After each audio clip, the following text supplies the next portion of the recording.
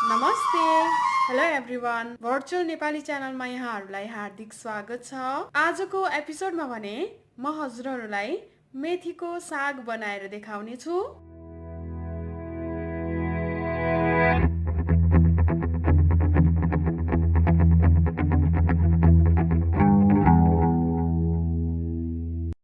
मेथीको साग बनाउन चाहिने सामग्रीहरूमा सर्वप्रथम मैले यहाँ लिएकी छु मेथीको साग। यो साग मैले राम्ररी केलाएर भाज्न मिल्ने जति भाग भाँचेपछि यसलाई पखालेर राखेको हो। आलु सानो सानो पारेको छु जसले गर्दा आलु छिट्टै पाक्छ। गोलभेडा यसलाई मैले मसिनो पारेर काटेर राखेकी छु। तोरीको तेल राखेर बनाएको तरकारीहरू निकै स्वादिलो हुन्छ।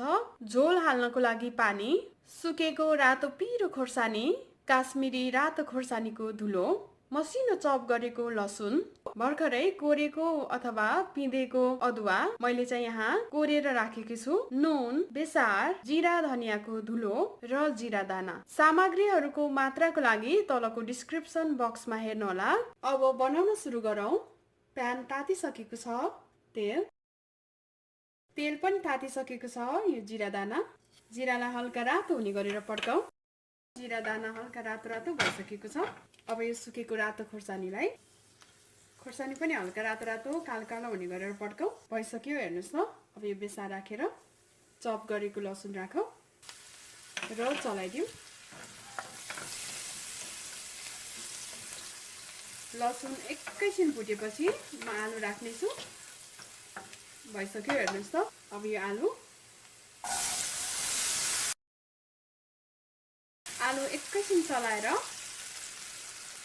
थोरै नुन राख्छु।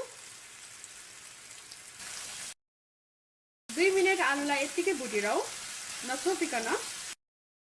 2 मिनट भइसकेको छ। अब यो जिराको धुलो राखिदिऊ, चलाइदिऊ। एकैछिन चलाउने अनि अब साग राखौ, हेर्नुहोस् त।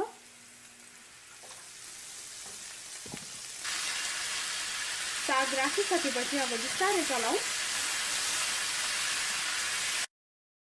बाँकी नुन सबै राखेँ मैले र काश्मिरी रातो खोर्सानीको धुलो पनि राखौँ। चलाइदिऊ, मजाले चलाइदिऊ। हेर्नुहोस् त, एकदमै राम्रो देखियो यो।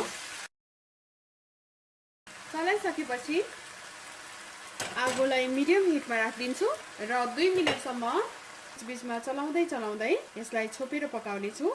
छोपिदिऊ। 2 मिनट भइसकेको छ।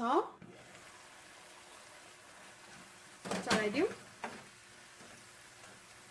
अब बाँकी रहेको गोलभेडा र अदुवा पनि राखिदिऊ। गोलभेडा र अदुवा चलाइदिऊ। अब 2 मिनट मिडियम हिटमै राखेर यसलाई बीचमा चलाउँदै 2 मिनटसम्म छोपेर पकाऊ।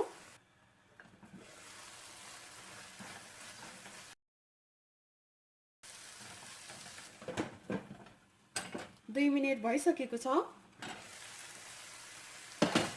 हजुर भुटेर खाने भए यत्तिकै खान सक्नुहुनेछ, तर म चाहिँ आज रस राखेको साग बनाउने हुँदा यहाँ रस राखौ।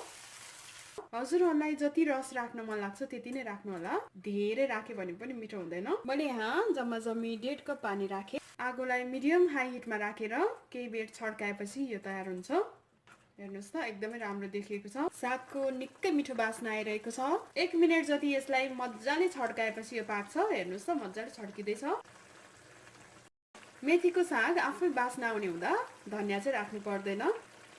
अब यो लगभग तयार भइसक्यो। अब एकैछिन यसलाई छड्काऊ अनि म बन्द गर्नेछु। अब चाहिँ यो मजाले छड्किसक्यो, बन्द गरौँ। बोलमा राख्न जाँदैछु। हेर्नुहोस् त, यस्तो देखिएको छ यो। मलाई त यसरी बनाएको मेथीको साग निकै मिठो लाग्छ। हजुरहरूलाई यो कतिको मनपर्छ कृपया कमेन्टमा लेख्नुहोला। यस्तै मिठो रेसिपीहरूको लागि भर्चुअल नेपाली च्यानल सब्स्क्राइब गर्नुहोला। धन्यवाद।